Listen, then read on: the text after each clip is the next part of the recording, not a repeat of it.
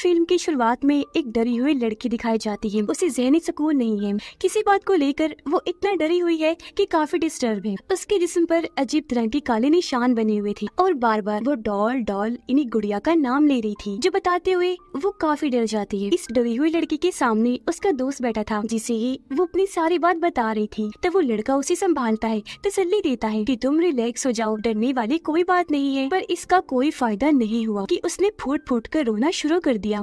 और फिर तभी उसे अपनी दोस्त के पीछे एक बच्ची जिसने सफेद रंग के कपड़े पहने हुए थे उसकी आत्मा दिखाई देती है, जिससे वो और डर गई, अपना कंट्रोल खो देती है। इसीलिए वो एक फॉक यानी कांटा लेकर अपने गले में घुसा लेती है। तेजी से उसका खून बहने लगा, जिससे वहीं उसकी मौत हो जाती है। यहीं पर एक डॉल भी पड़ी हुई थी, जिसे दिखाकर ये सीन इधर ही कट हो जाता है।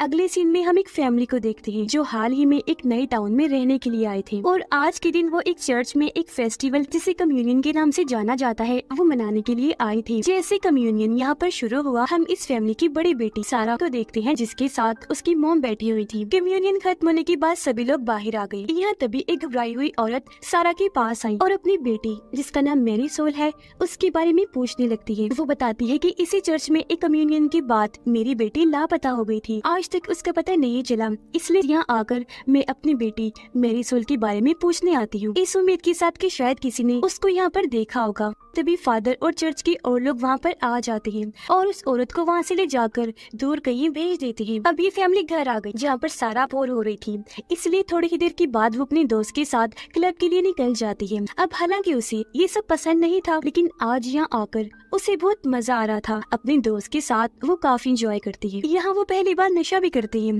ताकि उन्हें और मजा आए। अब ये नशा क्लब में एक लड़का बेच रहा था जो दरअसल एक ड्रग डीलर था। क्लब में डांस करते करते सारा की नजर अपने एक दोस्त पर पड़ी। पहले उन्होंने कभी ऐसा महसूस नहीं किया था, लेकिन आज दोनों ही एक दूसरे को ऐसी नजर से देखते हैं जैसे उनके दिल में कुछ है, वो एक दूसरे को पसंद करते हैं। अब थोड़ी देर के बाद सारा और उसकी दोस्त घर जाने के लिए क्लब से बाहर आ गई। इनके सामने ड्रग डीलर की गाड़ी आकर रुकती है। उसकी गाड़ी में सारा का वो दोस्त भी बैठा हुआ था जिसे वो पसंद करती थी और वो ड्रग डीलर की गाड़ी में आकर बैठ जाती है। वो लड़का अजीब तरह की घटिया बातें करने लगता है। फिर थोड़ी देर के बाद वो गाड़ी जंगल में ले जाने लगा, ये कहकर कि हम लोग थोड़ी देर और साथ रहेंगे और इंजॉय करेंगे। पर सारा की दोस्त कहती है कि ये तुम कहाँ लेकर जा रहे हो, हमें मेन रास्ते से जाना है। पर वो बात नहीं मानता, इसीलिए दोनों की बहस होने लगती है। लेकिन तभी सारा एकदम से बोलकर गाड़ी रुकवा देती है, कहती है कि रुको जल्दी से गाड़ी, अभी मैंने सफेद कपड़ों वाली बच्ची को देखा है। अब सारा को उसकी फिक्र होने लगी कि न जाने वो बच्ची कौन है जो यहाँ इस टाइम जंगल में घूम रही है, वो कहीं गुम न हो गई हो। इसलिए गाड़ी से बाहर आकर वो उसे ढूंढने लगती है, पर उसे बाहर एक डॉल के अलावा और कुछ नहीं मिलता। इसलिए वो उस डॉल को ही अपने पास रख लेती है, ये सोचकर कि ये भी जरूर उस बच्ची की ही होगी और जब वो बच्ची हमें दोबारा नजर आई तो हम ये उसे दे देंगे। लेकिन बच्ची पूरे रास्ते दोबारा दिखाई नहीं दी, इसलिए सारा उस डॉल को अपने साथ घर ही ले आती है।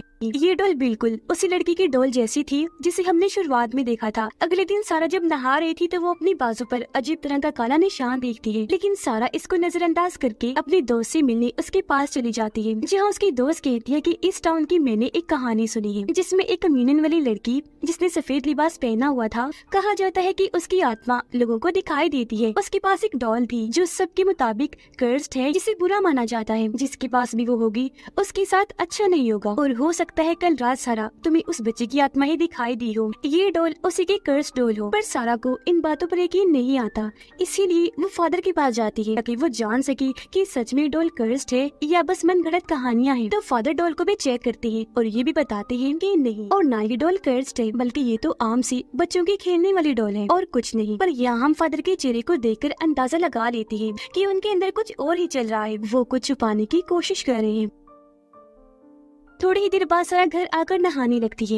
एक बहुत ही डरावनी आत्मा जिसने भी सफेद कपड़े पहने हुए थे वो सारा पर हमला कर देती है। वो अपने खतरनाक सी हाथों से उसका मुंह पकड़ लेती है, जिसके साथ ही सारा खुद को एक कुएं में पाती है जहाँ पर पानी भर रहा था। वो खुद को यहाँ पाकर काफी घबरा जाती है और फिर तभी उस छोटी बच्ची की आत्मा जिसने सफेद कपड़े पहने हुए थे वो नीचे से सारा पर हमला कर देती है और उसे खींचकर पानी में डुबोकर मारने की कोशिश करती है। सारा दोबारा से ऊपर आ गई। डर की वजह से वो चिल्लाने लगती है। जहाँ तभी बाथरूम में आकर उसकी मोम डैड सारा को संभालती है, जो चिल्लाने के बाद बेहोश हो गई थी। उसके मोम डैड उसे होश में लाते हैं और अब उन्हें सारा की ये हालत देखकर गुस्सा आ जाता है। वो उस पर शक करने लगे थे कि ये जरूर नशा करने लगी है, इसी वजह से बेहोश हो गई थी। वहाँ से निकल जाती है अपने दोस्त के पास आने के लिए। उसे मिलकर सारा इस सब के बारे में उसे बताती है और अपने बाजू का निशान दिखाते हुए कहती है सब कुछ उल्टा सीधा भी हो रहा है। निशान तो वक्त के साथ साथ बड़ा होता जा रहा है, जिस पर यहाँ उसकी दोस्त भी हैरानकुन जानकारी देती है कि बिल्कुल ऐसा ही निशान मेरे कंधे पर भी बना हुआ है, जो कहकर वो सारा को भी अपना कंधा दिखाती है। अब यहाँ इन दोनों को लग रहा था कि ये जरूर उस ड्रग डीलर के घटिया नशे के साइड इफेक्ट्स हैं, यानी उस ड्रग की वजह से हमारे जिस्मों पर ये निशान पड़ रहे हैं। इसीलिए दोनों ड्रग डीलर से मिलकर उसे इस सब के बारे में बताती है। तब वो कहता है कि ऐसा नहीं हो सकता, मेरे नशे में कोई खराबी नहीं, हालांकि मैं खुद भी ये नशा करता हूँ, लेकिन मुझ पर तो कोई निशान नहीं बना। पर यहाँ हमें पता चला कि ड्रग डीलर असल में झूठ बोल रहा है, क्योंकि जैसे वो दोनों वहाँ से गए, ड्रग डीलर अपने सीने को चेक करता है, जहाँ भी वो निशान बना हुआ था और तो और काफी बड़ा हो रहा था। अब सारा की दोस्त घर आ गई। उसके डैड को शराब की बुरी लत है, वो हर वक्त नशे में रहने की वजह से अपनी बेटी के साथ बहुत बुरा सलूक करते हैं, यहाँ तक कि उसे मारते भी है। इसी वजह से वो अपना ज्यादा वक्त घर से बाहर ही गुजारती है। थोड़ी देर बाद वो घर से निकलकर एक बार में गई और जब वहाँ की वॉशरूम में जाती है तो उसके साथ भी सारा जैसी डरावनी चीजें होना शुरू हो जाती है, जैसे कि वो भी वहाँ उस आत्मा को देखती है जो उसे अजीब हरकतें करके डराने की कोशिश करती है। इससे घबरा गई, वो रोते हुए जल्दी से बाहर से भाग के बाहर आई और फोन लगाकर सब कुछ सारा को बता देती है जो अभी अभी उसके साथ हुआ। अचानक वो आत्मा आकर उसकी दोस्त पर हमला कर देती है, जिससे एकदम वो चुप हो गई। अब ये देखकर सारा समझ गई कि मेरी दोस्त मुसीबत में है, इसलिए वो जल्दी से वहाँ से निकलकर अपनी दोस्त के पास आ गई, जो भी बिल्कुल उसी तरह बेहोश पड़ी थी जैसे सारा भी हुई थी। अब यहाँ उसकी दोस्त का जिस्म पड़ा था, जबकि उसकी भी आत्मा को हम सारा की तरह कुएं में देखते हैं, जहाँ उस बच्चे की आत्मा उसे भी मारने की कोशिश कर रही थी। अब इससे पहले कि बच्चे उसे जान से मारती, सारा ठीक वक्त पर उसे होश में ले आती है, जिससे उसकी जान बच जाती है। अब ये दोनों लड़कियाँ काफी डर गई थी और यह ड्रग डीलर के पास जाने लगती है, क्योंकि उन्हें लग रहा था कि अब वो आत्मा उस पर भी हमला करेगी। अब ड्रग डीलर दिखाया गया, जिसे भी सच में वो आत्मा डराना शुरू कर देती है, यानी अपना खौफनाक चेहरा दिखाकर, जिससे वो इतना डर गया कि अपनी गाड़ी में बैठकर जल्दी से यहाँ से निकल जाता है। लेकिन तभी गाड़ी के अंदर भी उसकी आत्मा आ जाती है, जिससे वो इतना घबरा गया कि गाड़ी चलाने से उसका ध्यान हट जाता है। उसका इतना बुरा एक्सीडेंट हुआ कि मौके पर ही उसकी मौत हो जाती है, इसलिए काफी डरी हुई थी और रोने लगती है। उन्हें कुछ समझ नहीं आती कि क्या करें। वो अपने उसी दोस्त के पास जाती है जो सारा को पसंद करता था और उसे वो सब कुछ बता देती है जो उनके साथ हो रहा था। वो यहाँ इन्हें बताता है कि सालों पहले बिल्कुल ऐसा दो लड़कियों के साथ हुआ था जो बहनें थीं। उन्हें भी ये डॉल मिली थी, जिसके बाद उन लड़कियों के साथ कुछ ऐसा हुआ कि उन्होंने अपनी जान ले ली। अब यहाँ उनका दोस्त उन्हें दो बहनों के बारे में बात कर रहा था जिन्हें हमने शुरुआत में देखा, इन्हीं वो डरी हुई लड़की और उसकी बहन। अगले ही दिन ये तीनों उस डरी हुई लड़की के दोस्त से मिलने के लिए चले जाते हैं, जहाँ वो बताता है कि हाँ उन दोनों बहनों ने खुद अपनी जान ली थी, जिसके बाद ये डॉल उनके पास से अपने आप ही गायब हो गई। यहाँ इनको ये बात भी कंफर्म हो जाती है कि सारा के पास जो डॉल है ये वही डॉल है जो उनके पास भी थी, जिसकी वजह से वो आत्मा सबके साथ ऐसा करती है। ये चारों काफी घबरा गई और फादर के पास जाते हैं, लेकिन जब ये चर्च पहुँची तो वहाँ फादर तो नहीं थे, बल्कि इन्हें वहाँ काफी साल पहले 1998 की कम्युनियन वाली रील मिल जाती है, जिसे चलाने पर ये मैरी सोल नाम की एक बच्ची को देखते हैं जो उस वक्त कम्युनियन का हिस्सा थी और उसके हाथ में यही वाली डॉल थी, जिससे यहाँ ये बात सामने आई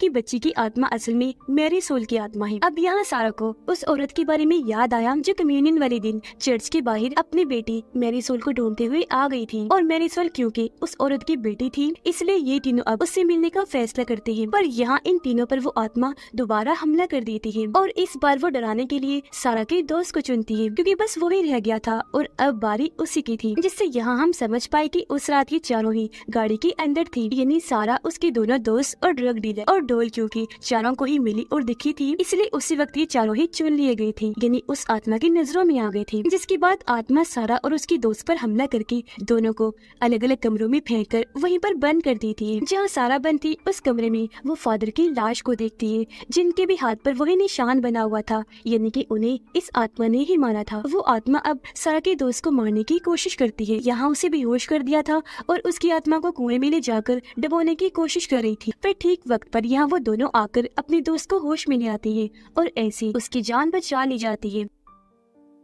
उनके इस दोस्त के ऊपर भी बिल्कुल वैसे ही निशान बन गए थे। मैं जल्द से जल्द मैरीसोल की मॉम के पास जाना है। पर तभी यहाँ सारा के दोस्त के डैड आ जाते हैं और क्योंकि वो कॉलेज नहीं जा रही थी इसीलिए वो उसे काफी डांटते हैं। वो फिर से उसे पीटने लगती है, जहाँ वो आत्मा भी दोबारा से सारा की दोस्त को डराकर उस पर हमला कर देती है।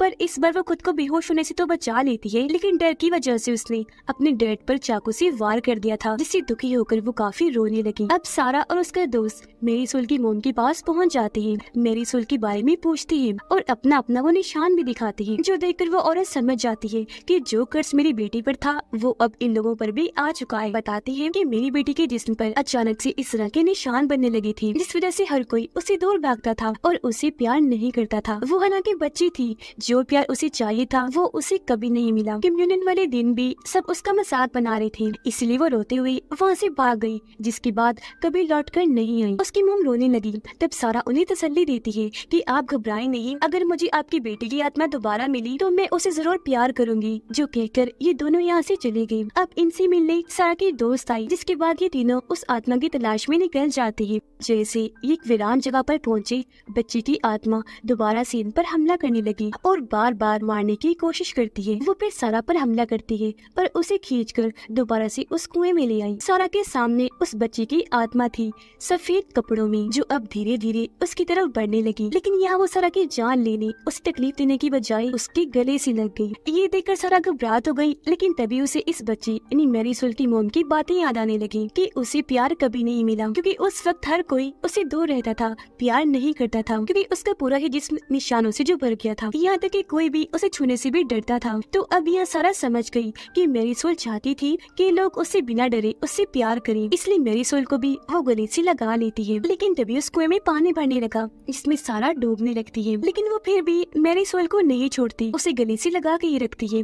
अब ये चीज उसकी आत्मा ने देख ली थी, इसलिए वो खुद ही यहाँ से चली जाती है। और अब सारा के हाथ में उसका स्केलेटन इन्हें ढांचा आ गया था, जिसके फौरन ही बाद सारा कुएं से बाहर आ गई और अब उन्हें लग रहा था कि सब ठीक हो गया है। ये तीनों गाड़ी में बैठकर यहाँ से चले जाते हैं। दोनों लड़कियां किचन में जब अपने लिए कुछ बना रही थी तो कमरे में वापस जाने पर सारा देखती है कि उसकी छोटी बहन ने उस डॉल को हाथ में पकड़ा हुआ है। तब सारा जल्दी से वो डॉल उसके हाथ से छीन लेती है, लेकिन हैरत, वो निशान अब उसकी छोटी बहन के भी हाथ पर बन गया था, जो देखकर सारा सोच में पड़ जाती है कि ये कैसे मुमकिन हो सकता है, क्योंकि बच्चे की आत्मा तो जा चुकी थी। उसकी आत्मा को सुकून मिल गया था क्योंकि सारा ने उसे प्यार जो कर लिया था। लेकिन तभी वहाँ कमरे में अजीबोगरीब डरावनी चीजें होना शुरू हो जाती है, जैसे कि लाइट्स जल बुझ रही थी और बेड अचानक से ऊपर उठा और फिर दूर जाके गिरता है, जिसके साथ ही कमरे के एक कोने से एक डीमन यानी शैतान की जैसी आत्मा बाहर आती है। और अब इसी के साथ कहानी मैरीसोल के पास्ट यानी माजी में चली जाती है, जहाँ हमें पता चला कि ये डॉल असल में मैरीसोल की भी नहीं थी, बल्कि उसे तो ये खुद जंगल में से मिली थी जब वो खेल रही थी। उसने जैसे डॉल को हाथ में लिया तभी से उसके जिस्म पर ये निशान बनना शुरू हो गई थी, यानी कि ये डॉल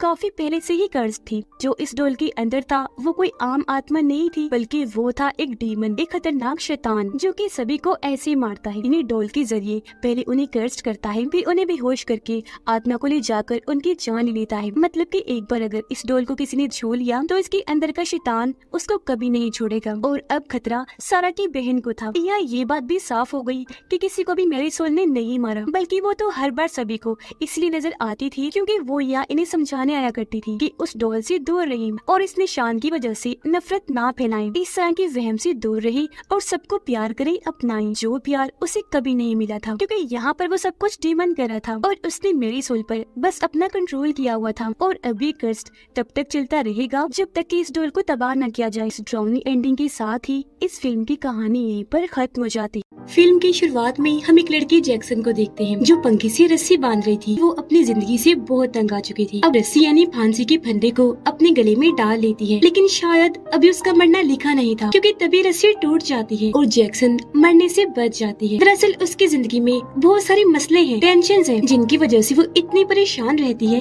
कि डिप्रेशन का शिकार हो गई। अपने दिल का बोझ भी वो हल्का नहीं कर सकती थी, क्योंकि उसकी जिंदगी में कोई ऐसा नहीं है जो उसके दुख दर्द को समझे। अब सीन शिफ्ट होकर आता है एक आदमी पर जिसका नाम सैम था। काम से घर आने में आज उसे देर हो गई थी, इसीलिए उसकी वाइफ पूछती है कि आज तुम लेट क्यों हो गई, क्या बात है। जिस पर सैम जवाब देता है वो बस ऑफिस में काम ज्यादा ही था, इसी वजह से देर हो गई। जैक्सन जमीन पर बैठकर रोने लगी क्योंकि मरने से वो बच जो गई थी। फिर वो मैसेज करती है सैम को। जब सैम अपने मोबाइल में देखता है कि जैक्सन नाम की लड़की मुझे मैसेज कर रही है और खुद को मेरी बेटी बता रही है, तो वो काफी हैरान रह गया। फिर उसे लगा कि जरूर मेरे साथ ये कोई मजाक कर रहा है। लेकिन जब उस लड़की ने अपनी माँ का नाम बताया तो सैम काफी हैरान रह गया, क्योंकि ये उसकी पहली वाइफ का नाम जिसे वो छोड़ चुका था। अब जैक्सन उसे कहती है क्या हम मिल सकते हैं, जिस पर सैम राजी हो गया और वो अपनी वाइफ को किसी जरूरी काम का बहाना बनाकर उससे मिलने के लिए निकल जाता है। इन्होंने पार्क में मिलने का प्लान बनाया, जहाँ पहले जैक्सन पहुँच जाती है। फिर जब सैम आया तो वो वहाँ उदास परेशान जैक्सन को देखता है और उससे पूछने लगा, एक्सक्यूज मी, क्या तुम ही जैक्सन हो? तब उसके हाँ बोलने पर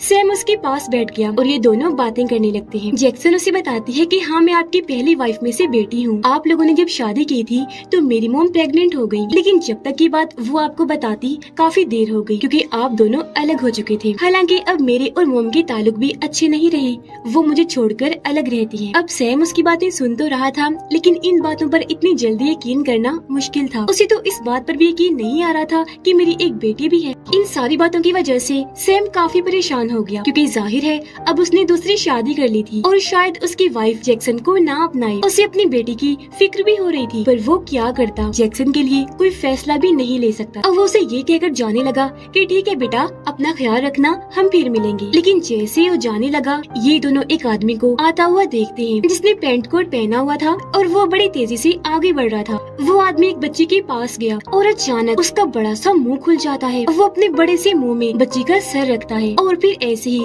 सारा उसे मुंह में लेकर निकल जाता है और उसका मुंह वापस बंद होकर अपनी असली हालत में आ गया।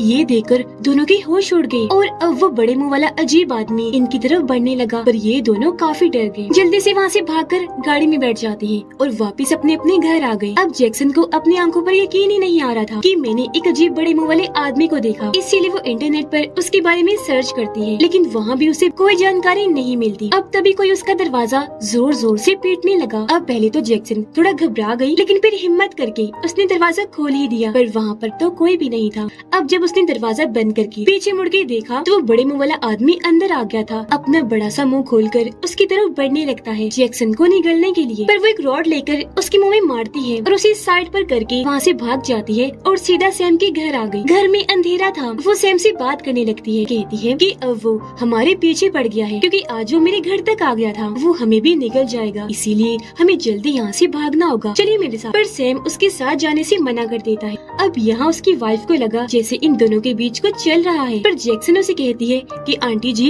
ये मेरे डैड हैं और मैं इनकी बेटी हूँ। अब उसकी बात पर सैम की वाइफ को भी यकीन नहीं आता, पर तभी उसे बाहर किसी की आहट महसूस होती है। उसने जब पर्दा हटाकर देखा तो वहाँ पार्क वाला आदमी था जो उनके घर की तरफ ही बढ़ रहा था। उसे देखकर जैक्सन बताती है कि यही तो है वो बड़े मुंह वाला आदमी जो अब हमारे पीछे है, तो हमें जल्दी यहाँ से निकलना होगा। पर वो दोनों ही नहीं मानते। इस वजह से जैक्सन को गुस्सा आ गया और वो दोनों को चाकू दिखाकर धमकाने लगती है। इस वजह से सैम की वाइफ डर गई और अब वो अपने हस्बैंड को जैक्सन के साथ जाने देती है और वो अपने डैड को लेकर निकल गई। रास्ते में जैक्सन अपने डैड को बताती है कि हम मेरे एक दोस्त के घर जाएंगे, क्योंकि वो इस तरह के अजीब लोगों के बारे में काफी कुछ जानता है। अब इसी बीच सैम की वाइफ उसे कॉल करती है, क्योंकि उसे अपने हस्बैंड की फिक्र हो रही थी, लेकिन सैम फोन नहीं उठाता, बल्कि उसे अपनी लोकेशन भेज देता है कि इस वक्त वो कहाँ है और कहाँ जा रहे हैं, ताकि अगर उसकी वाइफ ने आना हो तो वो लोकेशन के जरिए आ सके।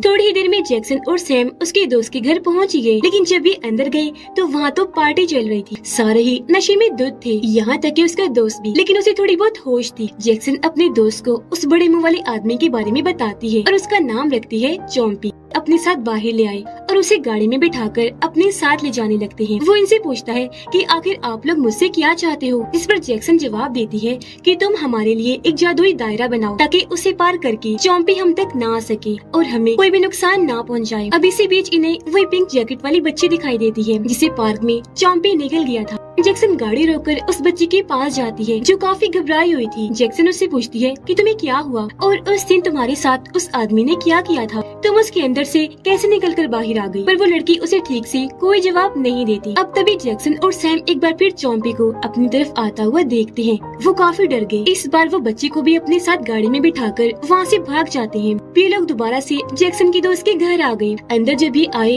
तो सैम जैक्सन से बात करने जाता है, लेकिन उन्होंने देखा कि वो तो नशा ले रही है, तो उन्हें गुस्सा आया। इसीलिए वो जैक्सन के हाथ से नशे का पैकेट लेकर सारा नीचे गिरा देते हैं, जिस पर जैक्सन सैम से कहती है कि डैड, आपको अंदाजा नहीं है कि मेरी जिंदगी में क्या चल रहा है, मैं कितने मसलों में घिरी हुई हूँ, मैं डिप्रेशन का शिकार हूँ, इसलिए सब करती हूँ। अब ये बातें सुनकर सैम को जाहिर है बहुत दुख लगता। अब जैक्सन का दोस्त बच्ची को गाड़ी से बाहर आने को कहता है, पर क्योंकि वो काफी डरी हुई थी इसलिए बाहर निकलने से मना कर देती है। तब सैम बच्ची को प्यार से मनाकर गाड़ी से बाहर लेकर आए और उसे गोद में उठाकर घर के अंदर ले आते हैं। जैक्सन को वहाँ एक किताब मिलती है जिसमें दूसरी दुनिया की अजीबोगरीब क्रिएचर्स और मॉन्स्टर्स के बारे में लिखा हुआ था। अब किताब लेकर जब जैक्सन कमरे से बाहर आई तो देखती है कि सैम जमीन पर बेहोश पड़ा है और वो बच्ची उसके मुंह के पास बड़ी अजीब हालत में बैठी हुई है। पर जैसे उसने जैक्सन को देखा वो यहाँ से भाग गई। इससे उसे भी काफी हैरानी हुई। अब वो जल्दी से सैम के पास आकर उसे उठाती है। सैम को जब होश आया तो वो जैक्सन को बताता है कि मुझे ऐसे महसूस हो रहा था जैसे मुझे कोई काटने की खाने की कोशिश कर रहा है। जैक्सन किताब फिर से देखने लगी जहाँ आखिरकार अब उसे उस मॉन्स्टर के बारे में पता चल गया था जो लोगों को खा जाता है। अब तभी ये नोटिस करते हैं कि सैम का एक पाँव किसी छोटी बच्ची जैसा बन गया है, जो देखकर वो हैरान और परेशान रह गया। उसकी टेंशन बढ़ गई। अब अपने डैड का ध्यान पाँव पर से हटाने के लिए जैक्सन उनसे इधर उधर की बातें करने लगी। तब सैम बताते हैं कि मैंने अपनी वाइफ को कॉल करके यहाँ बुला लिया है। ये सुनकर जैक्सन को बहुत बुरा लगा और अब वो अपने डैड से नाराज होकर यहाँ से जाने लगी। पर तभी इन्हें बाहर किसी की आवाज सुनाई दी तो वहाँ और कोई नहीं बल्कि चॉम्पी था, जो अब इनकी तरफ ही बढ़ रहा था। लेकिन इस बार वो डरती नहीं बल्कि हिम्मत करके उससे बात करने की कोशिश करती है। सैम उससे पूछता है कि तुम्हारे साथ मसला क्या है और उस छोटी बच्ची ने मुझे काटने की कोशिश क्यों की और मेरे पैर को ऐसा क्यों बना दिया आखिर। जैक्सन भी उससे पूछती है क्यों हमारे पीछे पड़े हुए हो, चाहते क्या हो हमसे। तब चॉम्पी नीचे बैठकर फिर से अपना बड़ा सा मुंह खोलता है और इशारे से उनसे कहता है कि मेरे मुंह के अंदर आ जाओ, तुम्हें तुम्हारे सवालों के जवाब मिल जाएंगे। अब यहाँ डरते हुए जैक्सन चॉम्पी के मुंह में अपना सर डालती है और फिर सारे अंदर घुसकर उसके पेट में चली गई। वो फिर सैम को भी अपने अंदर आने का कहता है तो वो भी डरते डरते उसके बड़े से मुंह से पेट में चला जाता है। अंदर जाकर ये देखते हैं कि मुंह के साथ साथ उसका तो पेट भी बहुत बड़ा अलग ही किस्म का है। जहाँ ये लोग चॉम्पी की आवाज सुनते हैं जो इनका वेलकम करता है। वो फिर इन्हें बताता है कि मैं असल में यहाँ एक शैतान को पकड़ने आया हूँ और जिस बच्ची से तुम लोग मिले थे जिसे मैंने निगल लिया था वो शैतान असल में उस बच्चे के अंदर ही है। बच्चे के अंदर वो शैतान लोगों को काट काट कर अपनी तरह बना रहा है। उसने सैम पर भी हमला किया था जब भी उसका पैर एक छोटी बच्ची जैसा बन गया है और अब हमने उस शैतान को ढूंढकर खत्म नहीं किया तो सैम बिल्कुल उस छोटी बच्ची जैसा बन जाएगा, यानी उसका क्लोन, डुप्लीकेट। तो अब यहाँ इन दोनों को सारी बात समझ आ जाती है कि असल में चॉम्पी ने पार्क वाली बच्ची को क्यों निगला था। बच्ची के अंदर का शैतान अपने इसी तरह क्लोन बनवा कर लोगों को कटवा कटवा कर बच्ची जैसा बना देगा और यहाँ सबके अंदर वो शैतान होगा और उसकी पूरी आर्मी बन जाएगी। जिसके बाद चॉम्पी इन दोनों को अपने मुंह से बाहर निकाल देता है और ये दोनों काफी खुश थे कि थैंक गॉड इसने हमें कोई नुकसान नहीं पहुँचाया और वो इनकी और बाकी सबकी मदद ही करना चाह रहा था और ये लोग उसे ही गलत समझ रहे थे। चॉम्पी यहाँ से जाने लगा लेकिन तभी गाड़ी लेकर सैम की वाइफ आ जाती है और वो गाड़ी चॉम्पी के ऊपर चढ़ा देती है। वो बुरी तरह कुचला गया और ऐसी मुंह खुली हालत में उसकी मौत हो जाती है। अब ये देखकर जैक्सन काफी दुखी हो गई। वो उसकी लाश के पास आकर बैठ गई और उदास होते हुए कहती है कि चॉम्पी तो हमारी मदद करना चाहता था लेकिन ये तो मर गया, अब हम क्या करेंगे। तब सैम की वाइफ कहती है कि पुलिस को बुला लेते हैं, पर जैक्सन और सैम इस बात से इनकार कर देते हैं क्योंकि वो कोई नया खतरा मोल नहीं लेना चाहते थे। जिसके बाद वो चॉम्पी की लाश को सैम के दोस्त की गाड़ी की डिग्गी में रखते हैं। होटल आकर जैक्सन सैम को कहती है कि डैड आप अपनी वाइफ से कितना डरते हैं, क्या आप इनके गुलाम हैं। अब ये बात सुनकर सैम को बहुत बुरा लगता है। वो जैक्सन को कहते हैं कि फिलहाल ये बात करने का वक्त नहीं है, हमें उस बच्ची को ढूंढकर प्यार से उसे बात करनी चाहिए, उसे समझाना चाहिए कि वो कितना गलत कर रही है ऐसे लोगों को काट काट कर और अपने क्लोन्स बनाकर। ये आइडिया जैक्सन को पसंद नहीं आता। कहती है डैड आपको क्या लगता है वो प्यार से हमारी बात मानेगी, उसका जो हल है हमें वो ही करना है, बच्ची को मारना है ताकि वो शैतान भी खत्म हो जाए। अब वो बच्ची एक लड़की के पास गई और उससे बहाने से मदद मांगती है ताकि उसे भी काट कर अपने जैसा बना ले। और अब ये तीनों गाड़ी में बैठकर निकल गए बच्ची से बात करने के लिए। रास्ते में सैम कहते हैं कि मैं अपने पैर की वजह से ये महसूस कर सकता हूँ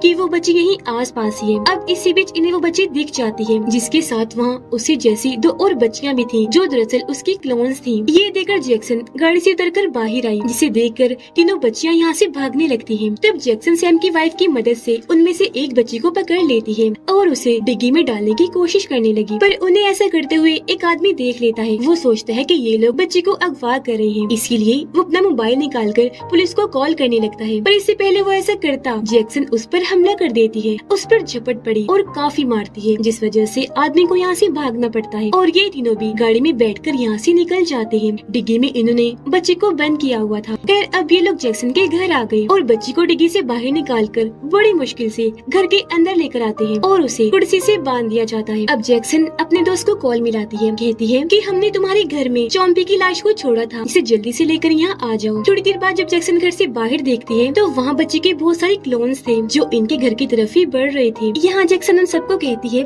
कि हमें इस बच्ची को टॉर्चर करना चाहिए, क्योंकि हो सकता है जब इसे टॉर्चर किया जाए तो बाकी क्लोन्स भी तकलीफ महसूस करें और यहाँ से चले जाएं। पर सैम इसके लिए मना कर देता है। बाहर वो सारे क्लोन्स घर के पास आ गए थे। वो अंदर आने वाली हर खिड़की दरवाजों को खोलकर अंदर घुस जाते हैं। तभी बाहर जैक्सन का दोस्त भी आ गया था, लेकिन वो गाड़ी से बाहर नहीं आ सकता था क्योंकि उसके चारों तरफ भी बच्ची के क्लोन्स थे। अब जैक्सन अपने दोस्त को कॉल करती है। वो पूछता है कि अब मुझे क्या करना होगा। वो जवाब देती है कि तुम हमारे लिए जादुई दायरा बनाओ ताकि ये क्लोन्स हमें नुकसान न पहुंचा सके। उसका दोस्त कहता है कि मुझे कोई जादुई दायरा बनाने नहीं आता, मैं कोई जादूगर थोड़ी ना हूँ। अंदर सैम देखता है कि कुछ क्लोन्स ने उसकी वाइफ पर हमला करके उसे पकड़ा हुआ है और लिटाकर वो उसके ऊपर बैठी है। सैम भी उन क्लोन से लड़ने लगा, उन्हें मारकर वहाँ से भगाता है और अपनी वाइफ को बचा लेता है।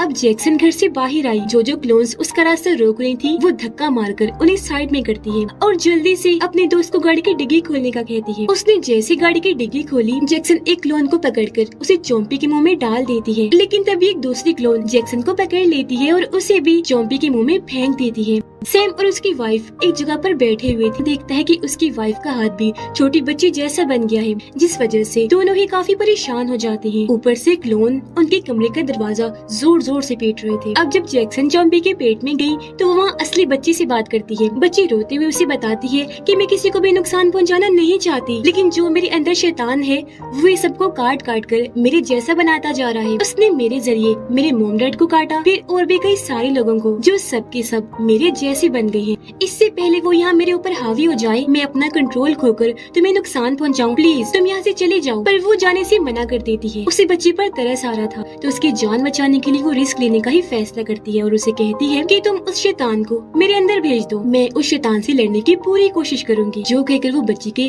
गले से लग जाती है और उसके अंदर का शैतान निकलकर अब जैक्सन के अंदर चला जाता है। ऐसा होता ही वो सारे क्लोन्स जो बच्चे जैसे दिख रहे थे अब वो जैक्सन जैसे दिखने लगते हैं। जैक्सन अपने होश में थी, वो शैतान से लड़ती है और उन सभी क्लोन्स को चॉम्पी के पेट में आने पर मजबूर करती है। और अब जैसे जैसे वो सारे क्लोन्स चॉम्पी के मुंह में घुसकर उसके पेट में आते हैं, वो सारे अपने अपने असली रूप में वापिस आ जाते हैं। साथ ही अंदर ही जैक्सन शैतान से भी लड़ रही थी। अब सैम भी उसके पेट में आ गया और अपनी बेटी जैक्सन की मदद करता है उस शैतान से लड़ने के लिए। वो दोनों अब मिलकर उस शैतान को बड़ी ताकत लगाकर जैक्सन के अंदर से बाहर निकाल देते हैं और अब वो यहाँ से इस दुनिया को ही छोड़कर निकल जाता है। पर जाते जाते उसने बाहर जाने का रास्ता बंद कर दिया था, इसीलिए अब ये दोनों बाप बेटी यहाँ से बाहर नहीं निकल सकते थे। पर तभी बाहर से सैम की वाइफ और जैक्सन का दोस्त एक रस्सी की मदद से रास्ता बनाते हैं और इन दोनों को सही सलामत बाहर निकाल लेते हैं। एक दूसरे से मिलकर ये सारे लोग बहुत खुश हो गए थे और वो बच्ची जिसके अंदर से अब शैतान हमेशा के लिए निकल चुका था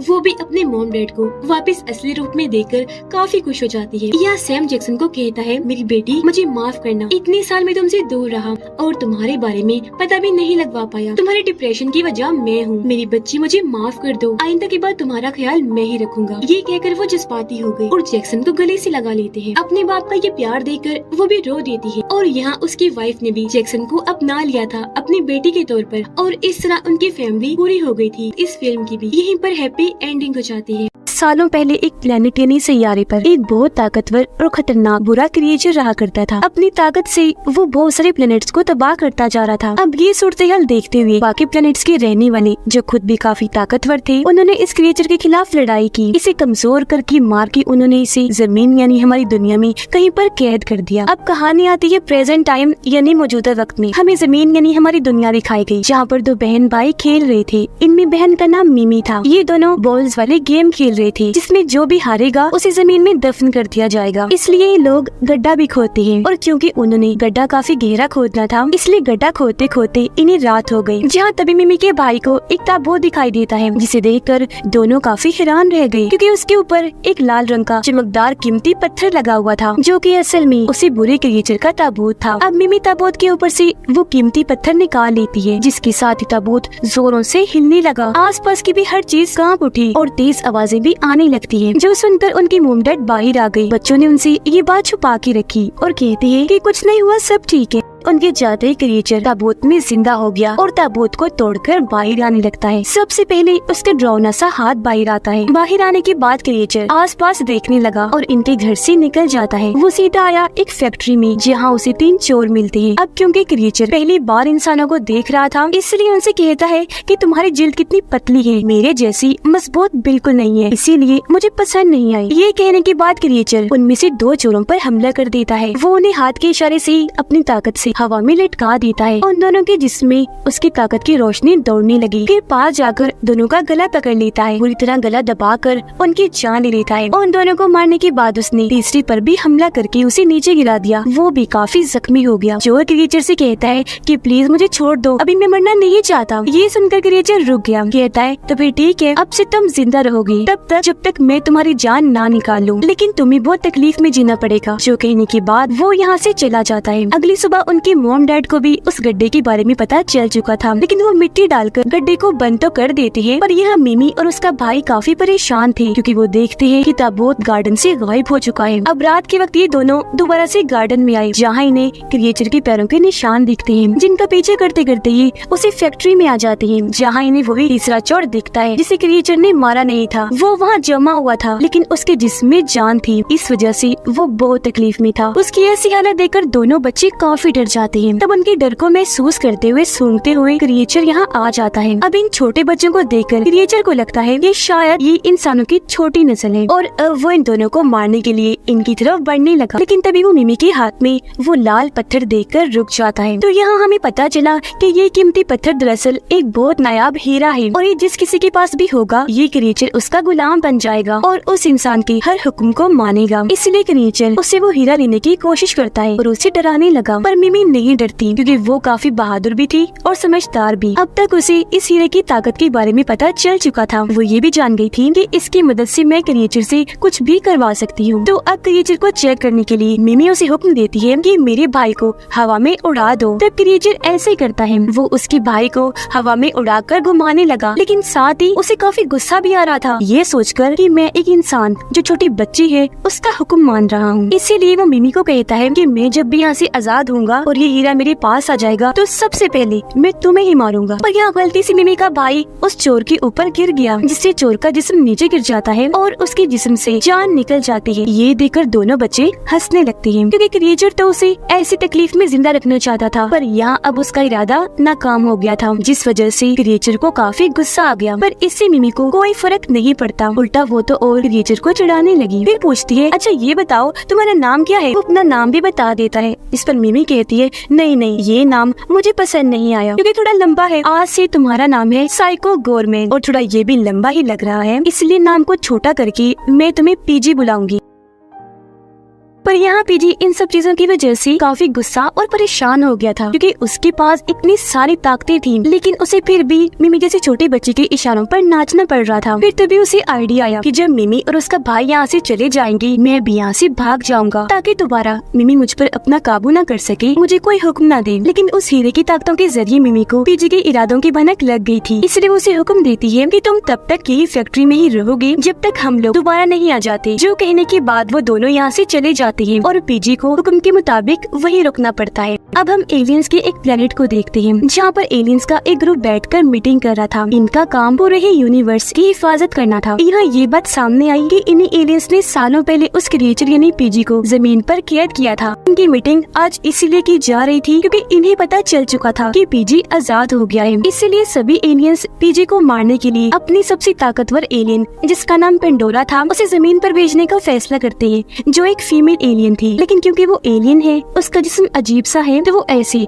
जमीन पर नहीं जा सकती थी। इसीलिए वो अपनी ताकतों का इस्तेमाल करते हुए जमीन से एक लड़की को यहाँ बुलाती है। लड़की को एक छोटे से बॉक्स में कैद करने के बाद पेंडोरा बॉक्स को कुचल देती है। इन्हीं बॉक्स को मसल कर उसने पानी पानी कर दिया था। ऐसा करने के बाद वो उस इंसान के डीएनए को अपने मुंह पर लगा देती है, जिससे वो अब उस लड़की के रूप में आ जाती है। जिसके बाद जमीन पर वो जाने के लिए निकल गई। अब जमीन पर मिमी और उसका भाई अपने एक दोस्त को पीजी से मिलवाने के लिए अपने साथ लेकर आते हैं। ये लोग पीजी के लिए किताबें और टीवी भी लेकर आते हैं ताकि उसका टाइम अच्छा गुजर जाए और वो बोर ना हो। फिर मिमी उसके पास जाकर पूछती है कि आखिर तुम कौन हो और तुम्हारी सच्चाई क्या है। अब हीरे की वजह से ये भी उसके लिए हुक्म ही था, इसीलिए उसे बताना पड़ता है। वो कहता है कि उन एलियंस ने जिन्होंने मुझे यहाँ कैद किया था, एक प्लेनेट पर मुझे गुलाम बना के रखा हुआ था। फिर एक दिन मुझे अपने प्लेनेट से यही लाल कीमती हीरा मिला जो हमारे प्लेनेट के सबसे बड़े ताकतवर एलियन ने बनाया था। ये हीरा हासिल करते ही मेरे अंदर बहुत सारी ताकतें आ गयी, जिनका इस्तेमाल करके बाद में मैंने अपनी एक ताकतवर खतरनाक आर्मी बनाई। जिसके बाद से मैंने बहुत सारे प्लेनेट्स पर हमला करके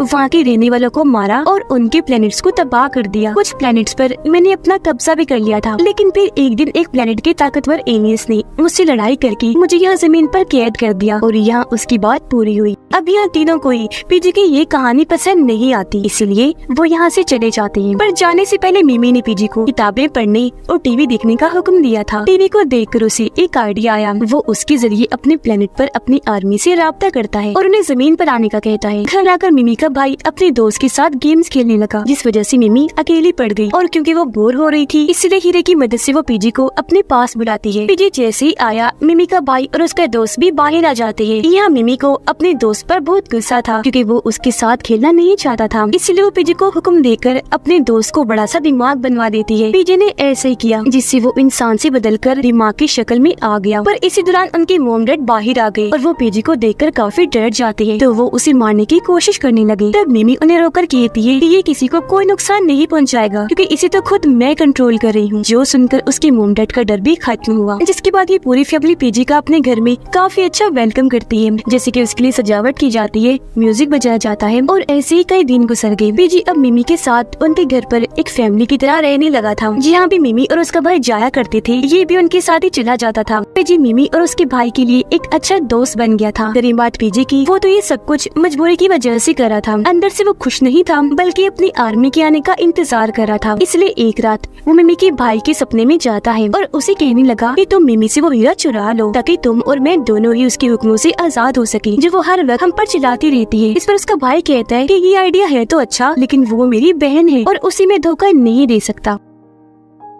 अगले दिन मिमी पीजी को बॉयज वाले गेम खेलना सिखा रही थी, जहाँ तभी पुलिस की गाड़ी आ जाती है। उसमें से 2 पुलिस ऑफिसर्स निकले जो पीजी को गोलियां मारने लगते हैं, पर उसकी जिल्द इतनी मजबूत और ताकतवर थी कि उसे कुछ भी नहीं होता। उल्टा एक ऑफिसर के हाथ को पकड़कर, जिस हाथ में उसने गन पकड़ी हुई थी, पीजी अपनी ताकतों से उसे एक रीचर बना देता है। लेकिन वो दूसरे ऑफिसर को कुछ नहीं करता, बल्कि उसे ऐसे ही छोड़ देता है ताकि वो बाकियों को जाकर पीजी के बारे में बताए और लोग उससे डरने लगे। लेकिन जब वो पुलिस ऑफिसर जाकर उसके बारे में सबको बताता है तो कोई उसकी बातों का यकीन नहीं करता। उधर वो लोग घर जाने के लिए निकल जाते हैं। वो जंगल में थे, यह तभी उनके सामने पीजी की आर्मी आ जाती है क्योंकि वो अपने प्लेनेट से जमीन पर आ चुके थे। उन्हें देखकर पीजी काफी खुश हो गया और क्योंकि उनका लीडर था इसलिए अपने लोगों को हुक्म देता है कि मिमी से वो हीरा ले लो, जिसके बाद इन दोनों को भी मार देना। पर वो ऐसा नहीं करते। तब यहाँ पता चला कि उसकी आर्मी असल में पीजी को ही मारने आई थी, क्योंकि जब पीजी को यहाँ कैद किया गया था तो उसकी आर्मी आजाद जिंदगी गुजार रही थी। वो लोग बहुत खुश थे, लेकिन अब क्योंकि पीजी आजाद हो गया है तो वो और लोगों को दोबारा अपना गुलाम बना लेगा। यही वजह है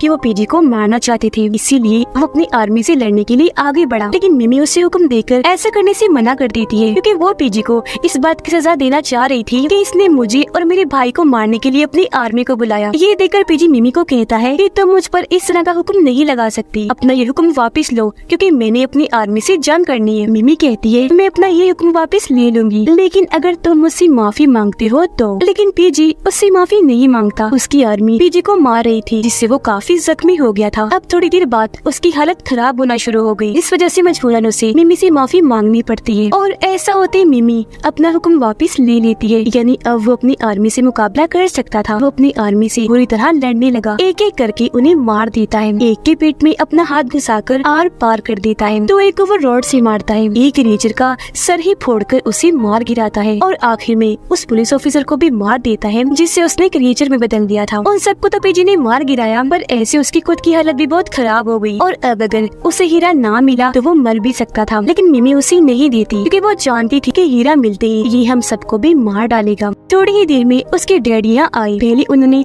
पीजी को गाड़ी में बिठाया, फिर बच्चों को भी बिठाकर यहाँ से घर के लिए निकल जाते हैं। घर आकर इन्होंने देखा कि पेंडोरा इनके घर पर आई हुई है और क्योंकि वो इंसानी रूप में थी तो ये नहीं पहचान पाती कि ये एक एलियन है। वो कहती है कि मुझे पीजी को अपने साथ ले जाना होगा। उसे देखकर पीजी भी समझ गया पेंडोरा एलियन है जो इतनी खतरनाक और ताकतवर है कि वो प्लैनेट्स को चुटकियों में तबाह करती है और अगर इसने मुझे मार दिया तो ये इस दुनिया को भी तबाह कर देगी और यहाँ की सभी लोगों को मार देगी। पीजी उसके साथ जाना नहीं चाहता था, जिस वजह से उन दोनों के साथ साथ इस फैमिली में भी बहस होने लगी। मिमी का भाई और मोम पेंडोरा के साथ थे। वो चाहते थे कि पीजी उसके साथ चला जाए, पर मिमी खुद और उसके डैड पीजी की साइड पर थे, उसे भेजना नहीं चाहते थे, इसलिए वो सीधा फैक्ट्री आई। पीजी की हालत और खराब होती जा रही थी। वो यहाँ मिमी को कहता है कि पेंडोरा खतरनाक एलियन है, अगर मैं मर गया तो उसे कोई भी नहीं रोक पाएगा, वो तुम्हारी दुनिया को तबाह कर देगी।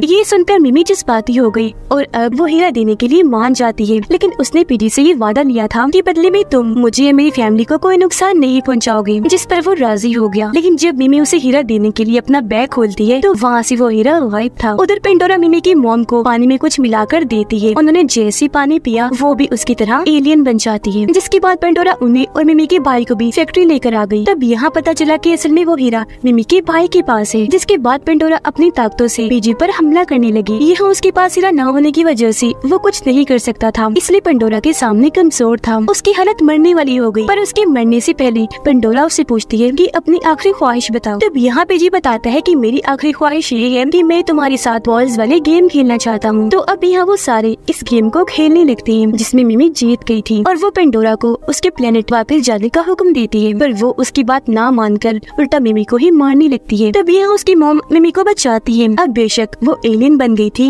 लेकिन थी तो उसकी मोमी ना, जिससे अभी मिमी के भाई और मोम को इस बात का एहसास हुआ कि पेंडोरा कितनी बुरी है। लेकिन इस दौरान पीजी को अपना चमकदार हीरा वापस मिल चुका था, जिसे हासिल करते ही उसकी ताकतें उसे मिल गई। वो आजाद हो गया और अब वो पेंडोरा से लड़ सकता था। वो एक हड्डी निकालता है, उसका हथियार बनाकर पेंडोरा से लड़ने लगा और उसकी एक आँख फोड़ देता है। वो कमजोर हो गई, जिसके बाद वो उसे इतना मारता है कि इस लड़ाई को जीत जाता है और आखिर में वो पेंडोरा को ही निगल गया। फिर ये सब लोग बाहर आ गए। यह पीजी मिमी को वो हीरा वापस देते हुए कहता है कि ये तुम रख लो, अब मुझे इस हीरे की कोई जरूरत नहीं है, क्योंकि इतने दिन तुम्हारे साथ रहने की वजह से मुझे इस बात का एहसास हुआ कि असल ताकत प्यार और अपनायत में है, जो मुझे तुमने और तुम्हारी फैमिली ने दी। जिसके बाद वो इस फैमिली का शुक्रिया अदा करता है और वहाँ एक काफी बड़ा रास्ता खोलता है और वहाँ से वो आसमान की गहराइयों में चला जाता है। अगले दिन खबरों से पता चला कि पीजी अमेरिका को छोड़कर अब किसी और मुल्क को तबाह कर रहा है, क्योंकि उसने मिमी से ये वादा किया था कि मैं तुम्हें और तुम्हारी फैमिली को कोई नुकसान नहीं पहुँचाऊंगा। इसीलिए उसने मिमी के मुल्क को भी तबाह नहीं किया। अब मिमी का वो दोस्त अभी तक दिमागी बना हुआ था, जो अपनी मॉम डैड के साथ बैठकर खाना खा रहा था, लेकिन उसे ये जिंदगी अच्छी लग रही थी। ये जिस्म पाकर वो बहुत खुश था और ये फिल्म इधर ही खत्म हो जाती है।